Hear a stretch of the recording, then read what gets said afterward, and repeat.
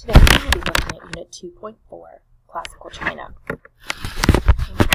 We'll start today looking at the Warring States period, a period of small kingdoms and infighting, and then we'll look at how two new dynasties will emerge, the Qin and the Han, using this mandate of heaven and dynastic cycle to justify and legitimize their reign.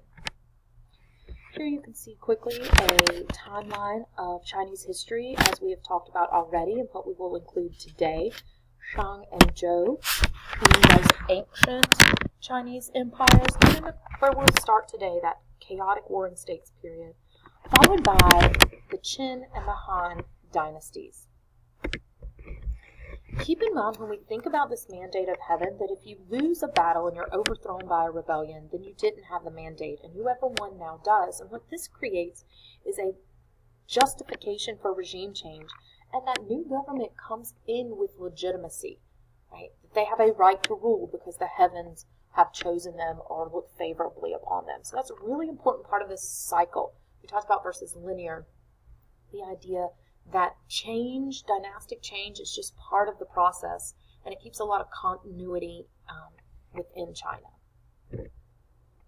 Again, mandate of heaven supports and legitimizes a rule, and some of the indicators: you might lose a war, there might be famine, crime, moral decline. Those would all be signs that the heavens no longer shine upon you. So this Warring States period, if you look at the map, there are a lot of small kingdoms, there's infighting, a lot of rivalries, and it's very chaotic. And government really isn't providing law and order stability for the society, so something has to step in. We have seen the caste system do this in India at a time when it was rare for an empire to create continuity, consistency, law and order across the subcontinent. We're going to see the same thing happening in Europe with the fall of Western Rome. The Catholic Church is going to come in when a time when there is no unified Europe. It's going to be small rival kingdoms. Three different philosophies are going to step in and do this at this chaotic period in Chinese history: Confucianism, Taoism, and legalism. Confucianism is founded by a guy named Confucius. He wanted to be a bureaucrat or a government official, and he was a teacher. The most famous text from this philosophy was known as the Analects, and it really talks about the role of history, ritual, and government service, and that people should want to be a leader. These leaders should be based on meritocracy, based on merit, and that merit should really be gauged through education, right? That intelligence, and if you are intelligent and capable and show leadership abilities, then you should prosper. It will also focus on filial piety, this honoring of one's family, but also, more than just honoring family, understanding family roles, particularly family hierarchy, that a father is over a son, a older brother over a younger brother. The hierarchy of relationships is really important in this. And Confucians believe if we do this, if we have this order of relationships within a home and within a family, then it will reflect more broadly. And the emperor will now be the father, and it models the exact same relationship and respect that we should have in wider society. It really looks at people to look outward, become educated, become a leader, become the most ideal, the best thing you could be is one of these bureaucrats, someone who works to help the government. Taoism will take the opposite direction. Tao means the path or the way. It's founded by a guy named Lao Tzu. The most famous work is the Tao Te Ching, and it really focuses internally, right? You can't change the world. You can't control the world. You just control you. Meditate, embrace human interaction with nature, the superiority of nature, being humble, practicing compassion. And if we all just individually take care of our own spiritual life and morality, then society will reflect that. Lastly, we have the more pragmatic of these philosophies called legalism, and it argued we need laws. We need strict laws that are harshly enforced. If you break the law, there is punishment, harsh and immediate, and this will bring back the law and order that our society needs. I argue this looks similar to Western European Renaissance era, 1300s or so, Machiavelli's The Prince, and what becomes known as realpolitik, realistic politics. And so if you look, here's that series of relationships that we talked about: the ruler over the subject, the father over the son, the husband over the wife, the elder over the younger, friend to friend. And Confucians believe if we can just reflect these relationships in our lives, then society will be orderly. So to sum each of these three up, you can see this in the bottom of your chart. Confucianism is all about right actions and relationships, doing the morally right things in your actions. Taoism is more about internally, your thoughts, your beliefs. And then legalism wants a strong, efficient government. Government is the solution. Confucianism, people within the government are the solution. Good people in the government. And then Taoism says, look, none of that's your answer. You just internally find peace with yourself. It's really important to keep in mind that these three are philosophies, not religions. There's no gods involved in this, deities, religious texts, in the traditional Western sense. That also means they're not exclusive. By not being exclusive, it means you could have other beliefs. So you could be Confucian and Buddhist, or Taoist and Hindu. Right? You don't have to reject other beliefs in order to embrace these, the way you will with our Judeo-Christian tradition of monotheism in Judaism, Christianity, and Islam. China does not have an official religion with a doctrine or a hierarchy or institutions. There's not sanctioned priests or churches in the traditional sense. So very different from what we'll see in the West, Europe, with the Catholic Church. We have talked about religiously this idea of veneration of ancestors, this ongoing, continuing relationship with our ancestors in the afterlife. And I think you can start to see how veneration of ancestors and filial piety will overlap the same idea of respecting family and elders. Filial piety, respecting family and elders on earth, veneration of ancestors, extending that respect and understanding of hierarchy into the afterlife.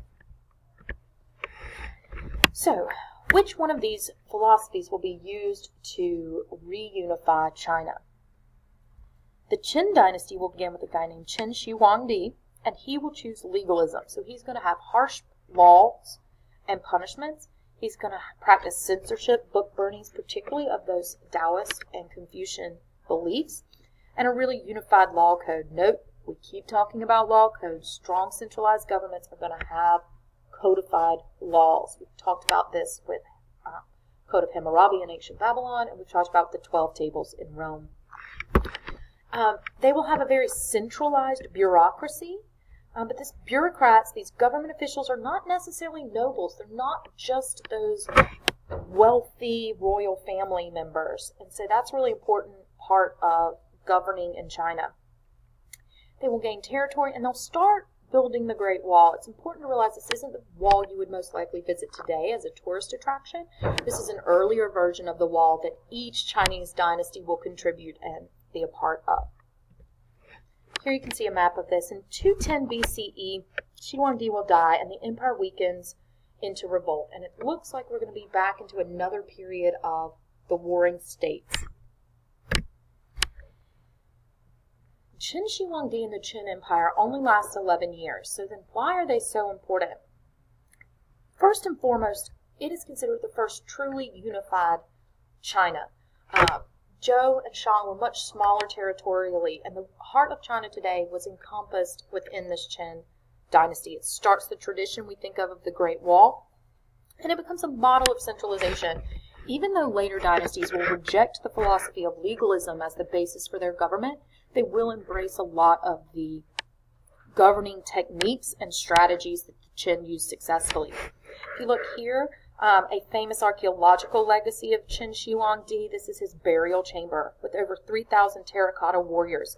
They are all individually created. They're not a copy or a cast. And these were the guards, the soldiers, who kept guard over him in the afterlife. So then you're seeing the kind of wealth that the Qin emperor would have had at his fingertips. So we have this chaos. It looks like it's going to be warring states period again, and yet very quickly we're going to emerge into a new dynasty, the Han dynasty. Around 2007 BCE, a peasant named Liu Bang will claim the mandate of heaven, and he'll be able to defend this militarily, and his dynasty will reign for about 400 years. It's happening at roughly the same time and size as the Roman Empire that we've talked about previously. In 139 BCE, the other most famous emperor of the Han will be Han Wudi. He is sometimes called the Martial Emperor, and he really focuses on expansion. He's going to get those territorial gains of kind of the traditional general emperor, particularly allowing us to open up the Silk Roads. Please note this is plural Silk Roads. It is not one long interstate like I-40. It's a whole series of roads overland in all these cities where you would stop and trade along the way. You can see there would also be water routes. This allows interregional trade to happen from China all the way to the Roman Empire over here in the Mediterranean, really putting India and the Middle East right in the middle of that trade, allowing those to become incredibly wealthy areas at the trade crossroads. And I would also point out here is much like Rome had a period of Pax Romana, we're going to see the same thing happen. The stronger and more stable China is, the freer people are going to feel, the more secure they're going to feel to trade along these overland trails. Han will rule strong centralized bureaucracy. Remember bureaucracy, those hierarchical, the levels of government officials. And it will be a meritocracy. You would actually take an exam based on Confucianism, and your exam score determined how high a level of a job you could receive. So Confucianism will become the key philosophy at the heart of China and its government for about 2,000 years.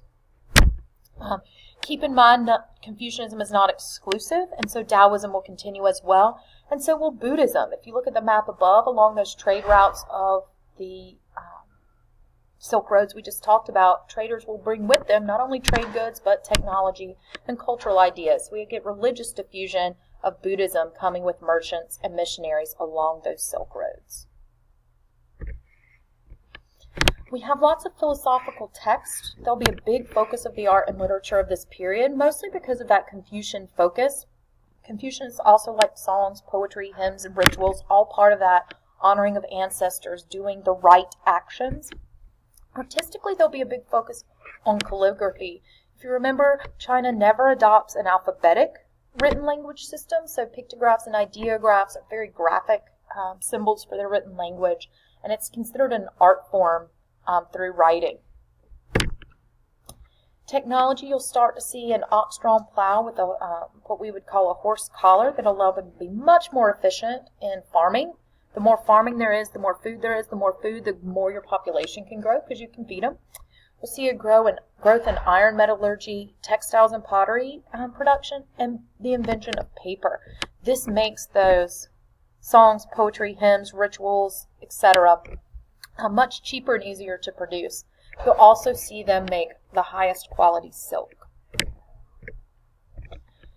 Social stratification. Much like in Rome, you're going to see an extreme wealth gap where the kings and the emperors at the top will have lots and lots of money, and the peasants are going to be heavily taxed. Also, like Rome, we will have a patriarchy, a male-focused society.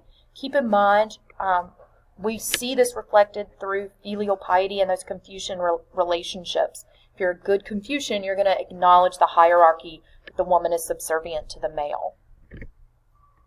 So what happens to Han? Much like Rome, Han will have both internal and external problems leading to their decline. Corrupt rulers, factions, and infighting in the government are similar things we saw, civil wars and corruption in Rome as well. That wealth gap and land distribution, the problems created economically by that, but also the social strife, uprising by those people, by peasants, are a problem in China as well. And lastly, much like the Romans had the Huns and the Goths as barbaric invaders by their definition, the Han will have the same thing. Particularly their invaders will be the Xiongnu. You can see them on this map up here, nomadic invaders from the north. And they basically are having, because of all these internal problems, they can't pay off the Xiongnu anymore, and the Xiongnu will begin attacking. So we'll continue today's lesson by looking at some quotes from our three philosophies and practicing identifying the trends and beliefs of each of those philosophies. Next time we will look, what does the world look like after the collapse of these major empires in Rome and Han?